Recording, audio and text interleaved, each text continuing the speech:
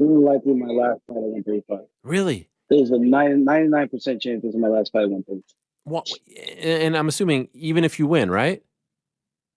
Well, that's if I win for sure. If I win this for sure, Ariel, I'm out of here. Why? Come on. Why?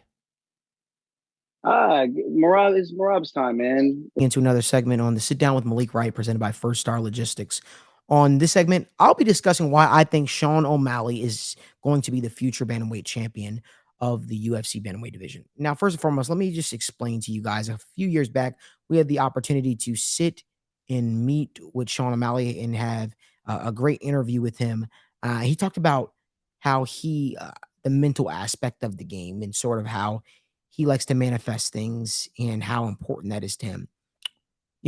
Fast forward, he's gone an absolute tear as of recently, this run he's been on. And I remember when he called the shot and he wanted to fight Piotr Jan, right? He wanted to fight Piotr Jan, and everyone thought he was biting off more than he could chew. And then I think people failed to realize Sean O'Malley is big for the bantamweight division. He was able to hurt Piotr Jan in there quite like we've never seen him hurt before. Cut him up, bruised him up. And I know a lot of people complained and said Piotr Jan won that fight, but the first criteria that these judges look for is damage. And Sean O'Malley was able to do that. Hurt Piotr Jan more than anybody's ever hurt him inside of the octagon. And I think people look at Sean O'Malley and they look at him on social media, smoking weed, hitting dummies, and doing all this different thing. And they forget this guy is actually a really damn good fighter. He showed his toughness. He showed that he's gritty. He showed that he's able to go places that he's never been before. And so my question to you guys is, the same way we overlook Sean O'Malley against Piotr Jan, why are we doing it the exact same thing against Aljo? We're acting like Aljo's a better striker than Sean. He's not. We know what Aljo's game plan is. Aljo's game plan is to go out there, take Sean O'Malley down, and backpack him the same way he did Piotr Jan. And the excuses I'm seeing on social media, yes, I say excuses, I'm seeing on social media are people saying, well, if Piotr Jan took down Sean O'Malley, what is Aljo going to do? Oh, but there was also the element of surprise. Piotr Jan, by all means, is considered a boxer in the UFC. The takedown was a shoot out of necessary because it was too much for him on the feet. I also want to caution to you guys, Aljo's not a great wrestler from a takedown standpoint. He's good when he gets the fight actually on the ground, but actually initiating the takedown offense, that's not his game. He has weird, awkward entries. What's going to happen if Sean is able to dig the knees to the body, dig the teep kicks to the body, and starts to slow Aljo down? Because Aljo, in my opinion, doesn't have the best cardio. This is the guy that's already looking forward to the featherweight division, who already said this is 99.9% his last fight at bantamweight. When you start talking like that should be cause for concern. And people are acting as if it's just a foregone conclusion that Aljo is going to go out there, defeat Sean O'Malley, give up the bantamweight championship, and his best friend Merab Dvalishvili is going to come in there and become the bantamweight champion. That sounds good in movies.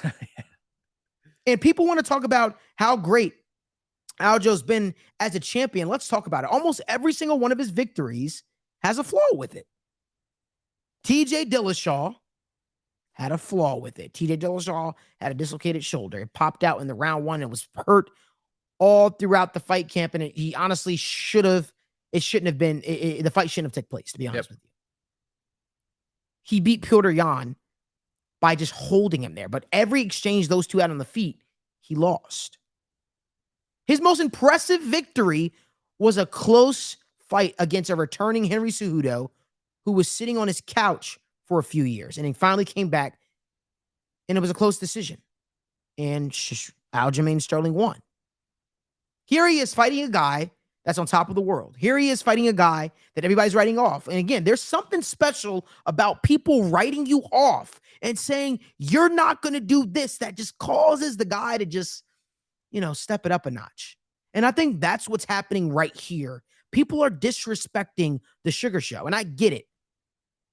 He's big on social media. But Sean O'Malley's a very damn smart guy. And I have a funny feeling. You can quote me on this, Daniel.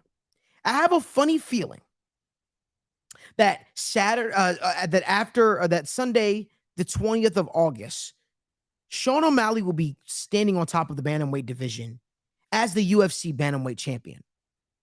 You know, for me, I think he presents a lot of problems for Aljo on the feet. And I don't know if Aljo's going to have the answers quick enough to answer for Sean O'Malley. You mean to tell me for a year, all this guy, not even a year, for, well, almost a year at this point. Almost a year. All this guy had to do was think about you, prepare for you, get ready for you? Of course he's going to be ready. Of course he's going to be ready for what you throw at him. It's what people don't give credit for Charles Oliveira. Oliveira knew his next fight for the championship was going to be against Dustin Poirier. Now, he didn't get Dustin Poirier all right away, but all he had to do was prepare for Dustin Poirier all this time. He fought Dustin Poirier, and he made it look easy. Yep. Aljo, that's the downside of being a champion for the long, but that's also the downside of looking ahead. Sean O'Malley will be the UFC bantamweight champion come Sunday the 20th. Daniel. I love that. I love that. And Malik, I'm going to be on record. I think this fight goes one of two ways. I think Sean O'Malley, to your point, can knock out Aljamain Sterling. I think he might. First off, let me say the odds are way too disrespectful for Sean O'Malley. Way too disrespectful. For him to be plus 200 underdog, a guy who's, beaten every single person he's fought. Obviously, Cheeto Vera, but he got injured in that fight. Let me just play the opposing side. Let me ask you a couple questions, right? Just so I can, for the audience to hear, these are the biggest questions that they definitely want to know. Aljamain Sterling took down Corey Sandhagen. Mm-hmm. Explain to me why that's not relevant for Sean O'Malley, because a lot of people can say that Aljamain Sterling made quick work of a guy. Corey Sandhagen looked very similar to Sean O'Malley. What's the difference? So Sean O'Malley does a lot of jiu-jitsu competitions, and what that means for those from the naked eye that don't know what that actually means is Sean O'Malley is very good in situations of getting back up to his feet. When Petr Yan took him down, he threatened with submissions, not with the idea of actually getting the submission off, but with the idea of just causing it as a distraction to get back to his feet. Aljo is one of those type of wrestlers, as he grapples, he starts to tire out. He starts to gas out a little bit more. And I have a funny feeling that that's going to work in Sean O'Malley's favor if Aljo is able to get the takedown. I think he can threaten with submissions to get Aljo to focus on those submissions, whether it be a Kimura or a leg lock or a guillotine, to allow him to get back to his feet. I think another thing that people, you know what? Before I jump into that, I'll let you finish asking your questions. So the next question I would have, Sean O'Malley's cardio. Let's talk about it. I saw him gas out a little bit in the Petr Yan fight. What happens if Sean O'Malley gets through, let's say, 1 to 2 rounds? Let's say he gets through 2 rounds with Aljamain Sterling, doesn't knock him out. Let's say he hurts him. In round 3, how are we going to see a different Sean O'Malley? Are you confident in Sean O'Malley's cardio? So here's what I'll also say to that. I also think Aljo doesn't have the best cardio. And as the fight prolongs, I think that guys get slipperier. It's hard to keep guys on the ground. It's hard to take guys down even more because they're slippery and it's just difficult, right? They're falling off you and all that kind of stuff like that, which means that there will be more opportunities for standing for these guys to stand up with each other. I saw Sean O'Malley. I've never seen Sean O'Malley in a 5-round fight, but I saw Sean O'Malley in the 3rd round hurt Petr Yan very, very bad. So it tells me that his power still carries the day. I also think that Aljo fights with a different style from a Petr Yan, meaning Petr Yan is always pressured in your face, always making you work. Aljo, I've seen him back up. Aljo, I've seen him be wonky, be weird with his striking. And because he's not the best striker on the feet, I think it leaves him more susceptible to some big shots. Yeah. And the last question I see a lot of people talking about is Aljamain, and it kind of goes to my last one. Aljamain Sterling, his wrestling, can Sean O'Malley get up? Yeah, I do. I think he can. I don't think, remember, Petr Yan got up. Got up sometimes as well. I don't think that Aljo is like on the level of like an Islam Makhachev or Khabib Nurmagomedov, where if he take you down, you just can't get up. Aljo's new move is the backpack. He backpacks you, holds you there and stuff like that. And I'm not trying to disrespect Aljo's wrestling at all. I just think that the people are making the mistake thinking it's a foregone conclusion that Aljo is going to take Sean O'Malley down. Sean O'Malley is going to be susceptible to it, and that's just going to be the end of the fight. I think that it's going to have a little bit more intricacies to it. Right? Sometimes 1 + 1 doesn't always equal 2, even though we think it might. Sometimes there might be an answer, right? There might be an answer that Sean O'Malley might have to those things. But to me, I think Sean O'Malley's length, being the bigger guy. Remember, Aljo's used to being up. He's big for bantamweight himself, but Sean O'Malley is without a doubt the bigger guy here. I don't know if Aljo is going to be prepared for the teep kicks up the middle, the knee shots, and a lot of the stuff that Sean O'Malley brings to the table, especially the hand speed that's not talked about enough. And he's such a dynamic striker. And I think those are parts of Sean O'Malley's game that people are overlooking. Something else I want to talk about too as well, Danny, while we're at it. I want to just caution people. I know what I'm talking about. Yeah. I'm not always right, but I know what I'm talking about. I remember a couple of weeks ago, I took the Dricus Duplessis side, and I said Dricus Duplessis was going to beat Robert Whittaker. Everybody in MMA Twitter was saying, nope, Robert Whittaker's going to win. Dricus Duplessis went out there and beat Robert Whittaker. Beat him up bad. And people are doing the exact same thing with the Sean O'Malley thing. I just want to say this. Remember, these guys are athletes. They represent themselves. It's not like a sports team, like an NBA team, an NFL team, an NHL team, an MLB team, where there are so many different facets that it takes a colossal effort for the entire team to overlook another team. These are athletes we're talking about. 101, mano a mano. What do I mean by that? Remember, people get into this game, professional sports, to be covered on a large scale, right?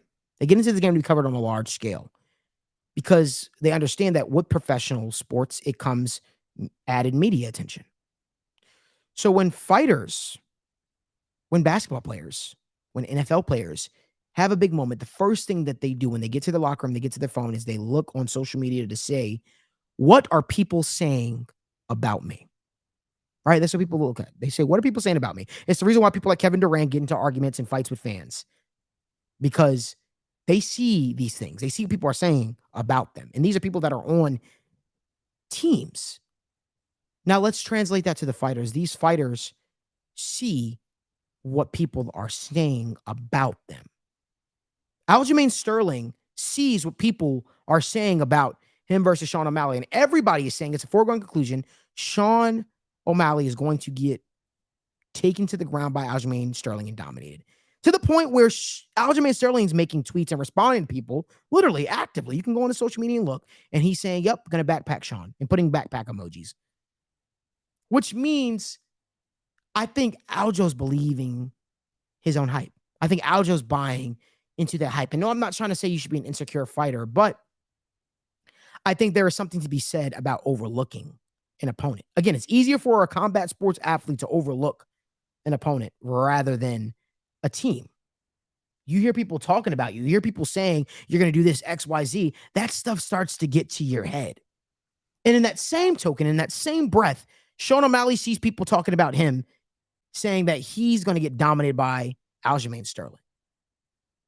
See, there's a little bit of negative when you start believing your own hype. And I think I can't help but feel that that's what's happening with Aljamain Sterling. I think Aljamain Sterling sees all these tweets, all these posts about how he's going to dominate Sean O'Malley and how Petr Yan was able to take Sean O'Malley down. Yada, yada, yada. How Sean O'Malley's never been 5 rounds. Be careful. Be careful. Be careful believing that hype. Be careful being the guy that says, you know what? I am that good. Be careful being that guy, because if you aren't on your P's and Q's, you can let that get to you. It's the reason why certain athletes in big moments in their career, they go 0 dark 30 more, like LeBron James, where they delete all social media when it comes to playoff time because they want to lock in and they don't want people to gas their heads up. They don't want to overlook. They don't want to read too much into social media, whether performance is good or bad. But the fact that Aljamain Sterling is already tweeting at fans saying what he's going to do to Sean O'Malley. He's already looking ahead, saying that this is his last fight at bantamweight division, and then it's Merab's time. That tells me that he doesn't think Sean O'Malley is that big of a threat. And that's where we disagree. And new. If you like more video content like this, do us a huge favor. Give this video a like, subscribe to our YouTube channel, and turn on post notifications so you guys don't miss when we go live from the First Star Logistics studio. And let us know down in the comment section who you have winning. Do you got Aljo? Do you got Sean O'Malley? Let us know. Thanks for tuning in.